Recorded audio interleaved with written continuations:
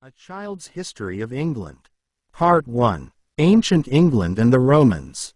If you look at a map of the world, you will see, in the left-hand upper corner of the Eastern Hemisphere, two islands lying in the sea. They are England and Scotland, and Ireland. England and Scotland form the greater part of these islands. Ireland is the next in size. The little neighboring islands, which are so small upon the map as to be mere dots, are chiefly little bits of Scotland, broken off, I dare say, in the course of a great length of time, by the power of the restless water.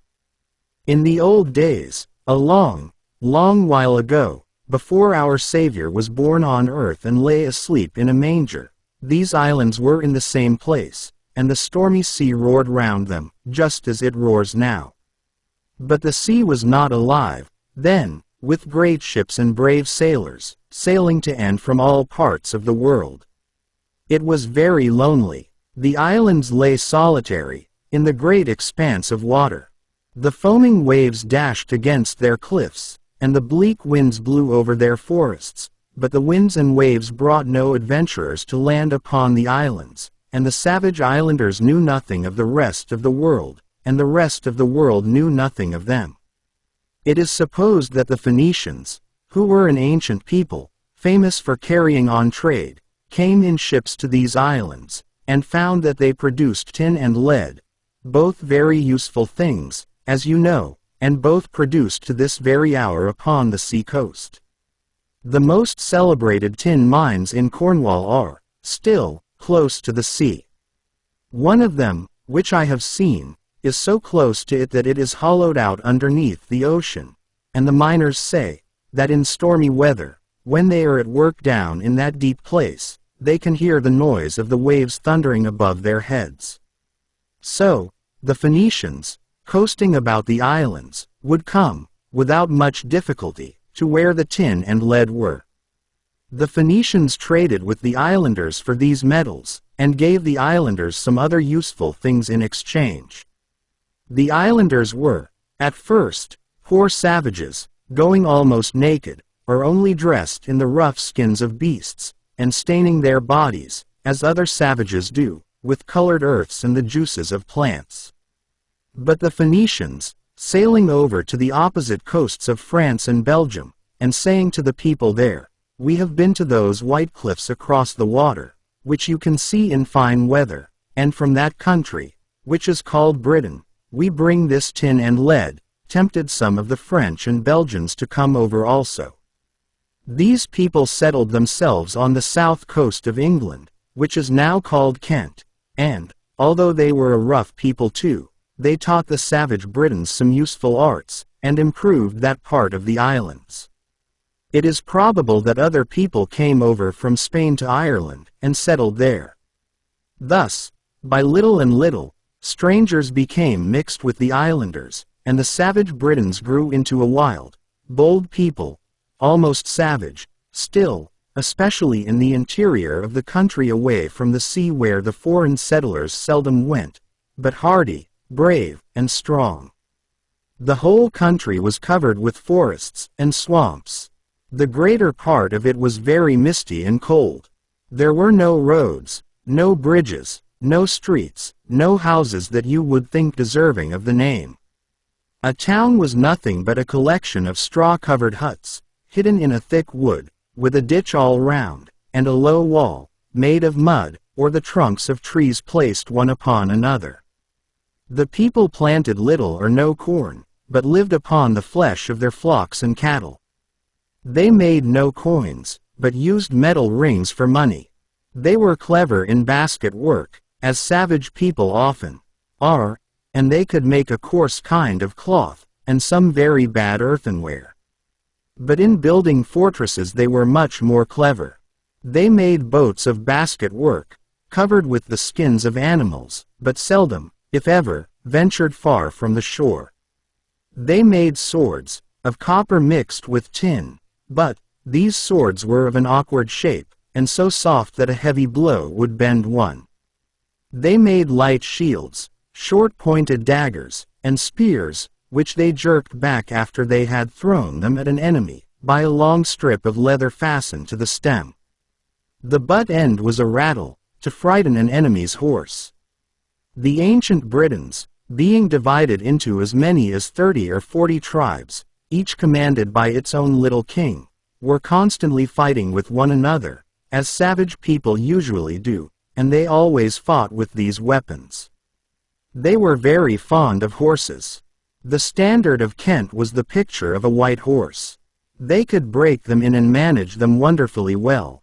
Indeed, the horses, of which they had an abundance, though they were rather small, were so well taught in those days, that they can scarcely be said to have improved since, though the men are so much wiser.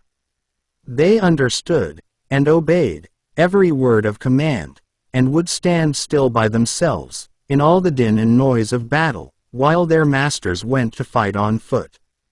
The Britons could not have succeeded in their most remarkable art, without the aid of these sensible and trusty animals. The art I mean, is the construction and management of war chariots or cars, for which they have ever been celebrated in history.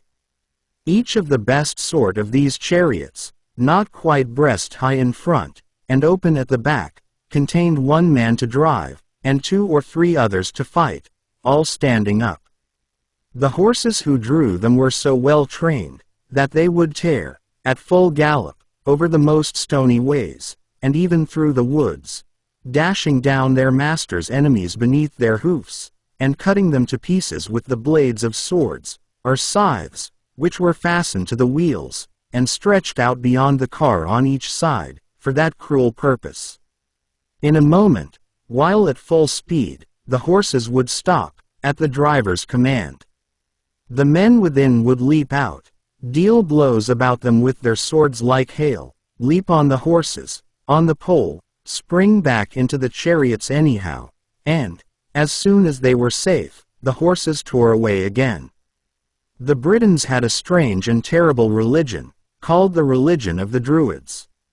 It seems to have been brought over, in very early times indeed, from the opposite country of France, anciently called Gaul, and to have mixed up the worship of the serpent, and of the sun and moon, with the worship of some of the heathen gods and goddesses. Most of its ceremonies were kept secret by the priests, the Druids, who pretended to be enchanters, and who carried magicians, wands, and wore, each of them, about his neck, what he told the ignorant people was a serpent's egg in a golden case.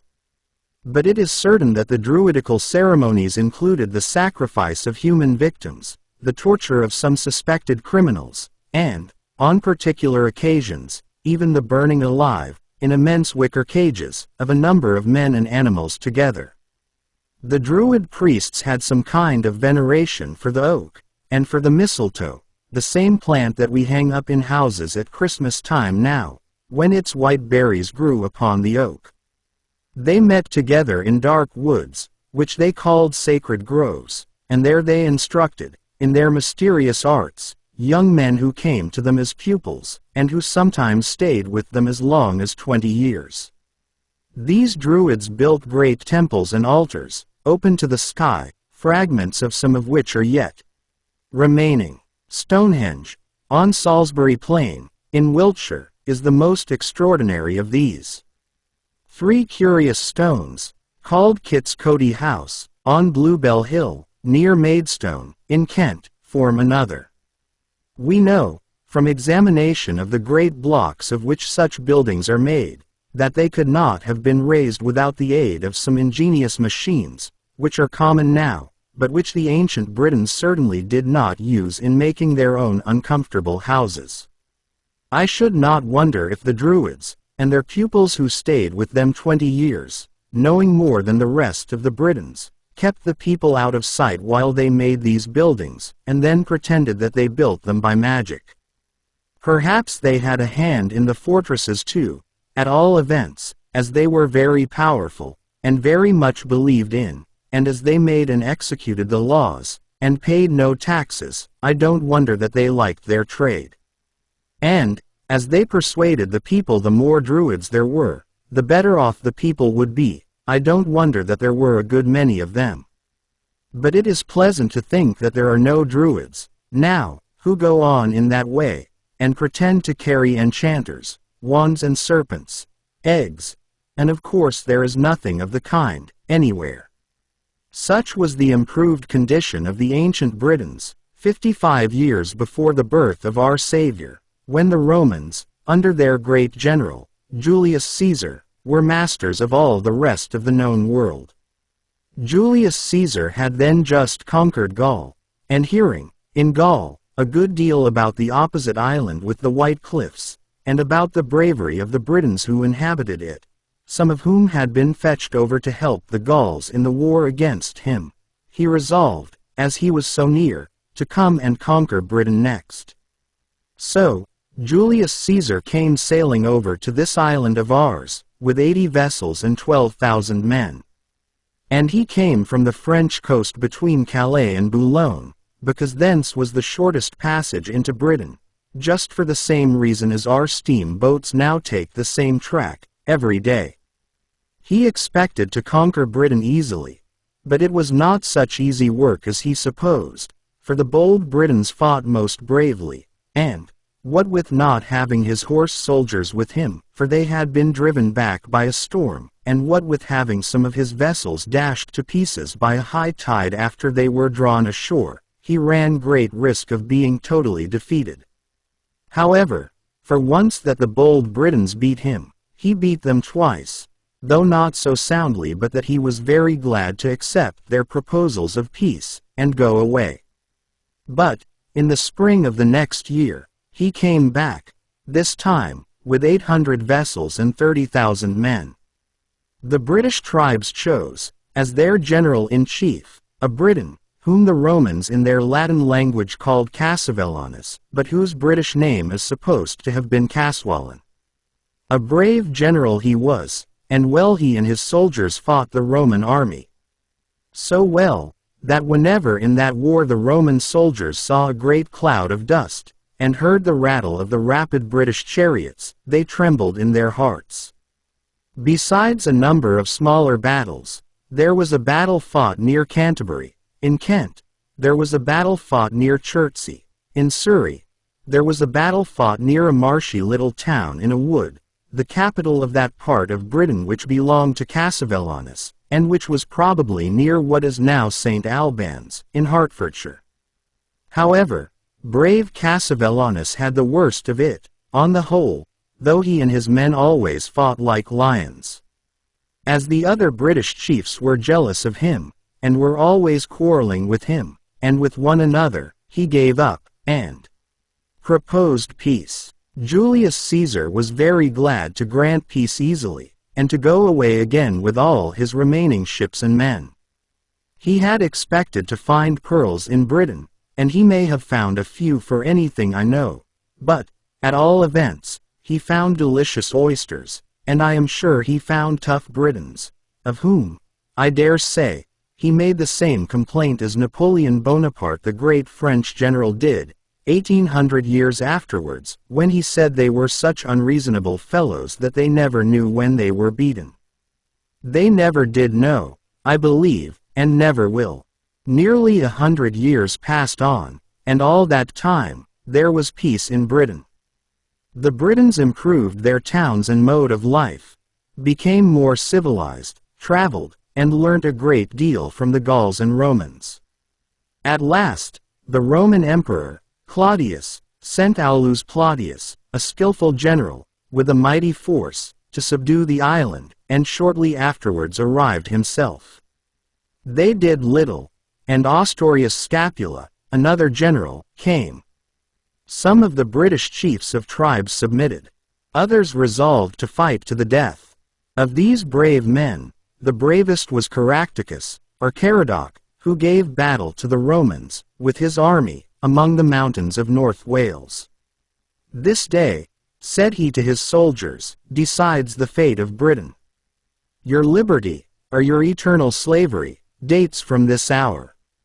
Remember your brave ancestors, who drove the great Caesar himself across the sea.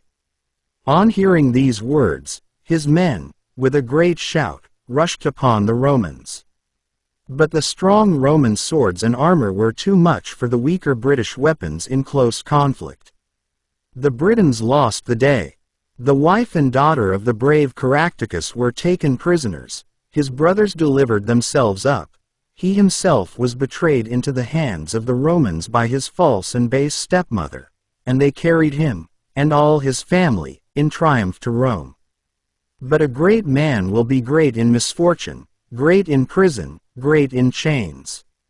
His noble air, and dignified endurance of distress, so touched the Roman people who thronged the streets to see him, that he and his family were restored to freedom. No one knows whether his great heart broke, and he died in Rome, or whether he ever returned to his own dear country. English oaks have grown up from acorns, and withered away, when they were hundreds of years old, and other oaks have sprung up in their places, and died too, very aged, since the rest of the history of the brave Caractacus was forgotten. Still, the Britons would not yield. They rose again and again, and died by thousands, sword in hand. They rose, on every possible occasion. Suetonius, another Roman general, came, and stormed the island of Anglesey, then called Mona, which was supposed to be sacred, and he burnt the Druids in their own wicker cages, by their own fires. But, even while he was in Britain, with his victorious troops, the Britons rose.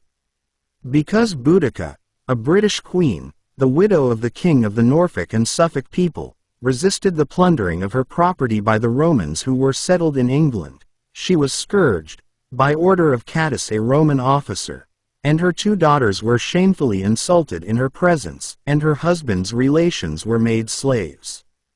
To avenge this injury, the Britons rose, with all their might and rage. They drove Catus into Gaul. They laid the Roman possessions waste. They forced the Romans out of London, then a poor little town, but a trading place.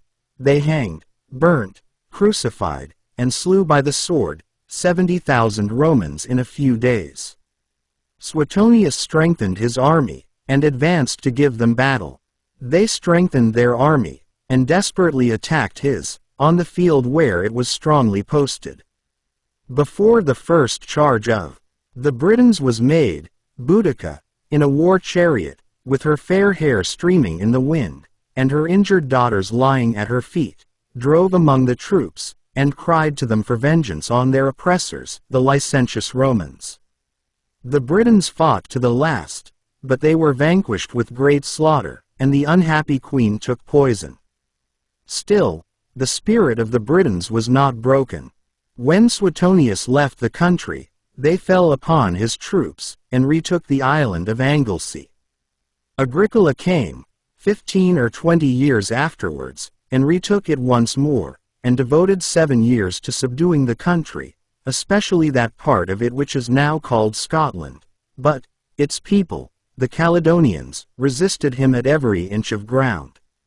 They fought the bloodiest battles with him. They killed their very wives and children, to prevent his making prisoners of them. They fell, fighting, in such great numbers that certain hills in Scotland are yet supposed to be vast heaps of stones piled up above their graves. Hadrian came, 30 years afterwards, and still they resisted him. Severus came, nearly 100 years afterwards, and they worried his great army like dogs, and rejoiced to see them die, by thousands, in the bogs and swamps. Caracalla, the son and successor of Severus, did the most to conquer them, for a time, but not by force of arms. He knew how little that would do. He yielded up a quantity of land to the Caledonians, and gave the Britons the same privileges as the Romans possessed.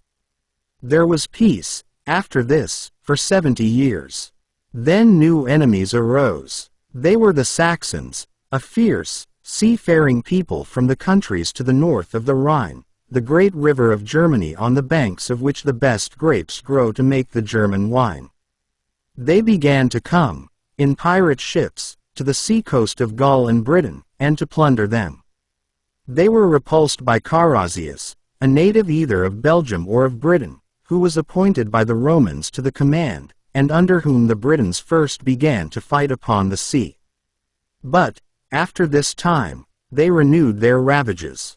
A few years more, and the Scots, which was then the name for the people of Ireland, and the Picts, a northern people, began to make frequent plundering incursions into the south of Britain. All these attacks were repeated, at intervals, during 200 years, and through a long succession of Roman emperors and chiefs, during all which length of time, the Britons rose against the Romans, over and over again. At last, in the days of the Roman Honorius, when the Roman power all over the world was fast declining, and when Rome wanted all her soldiers at home, the Romans abandoned all hope of conquering Britain, and went away. And still, at last, as at first, the Britons rose against them, in their old brave manner, for, a very little while before, they had turned away the Roman magistrates, and declared themselves an independent people. 500 years had passed, since Julius Caesar's first invasion of the island, when the Romans departed from it forever. In the course of that time, although they had been the cause of terrible fighting and bloodshed, they had done much to improve the condition of the Britons. They had made great military roads, they had built forts, they had taught them how to dress, and arm themselves, much better than they had ever known how to do before. They had refined the whole British way of living. Agricola had built a great wall of earth, more than 70 miles long, extending from Newcastle to beyond Carlisle, for the purpose of keeping out the Picts and Scots. Hadrian had strengthened it. Severus, finding it much in want of repair, had built it afresh of stone. Above all, it was in the Roman time, and by means of Roman ships, that the Christian religion was first brought into Britain, and its people first taught the great lesson that, to be good in the sight of God, they must love their neighbors as themselves, and do unto others as they would be done by. The Druids declared that it was very wicked to believe in any such thing, and cursed all the people who did believe it, very heartily. But, when the people found that they were none the better for the blessings of the Druids, and none the worse for the curses of the Druids, but that the sun shone and the rain fell without consulting the Druids at all, they just began to think that the Druids were mere men, and that it signified very little whether they cursed or blessed.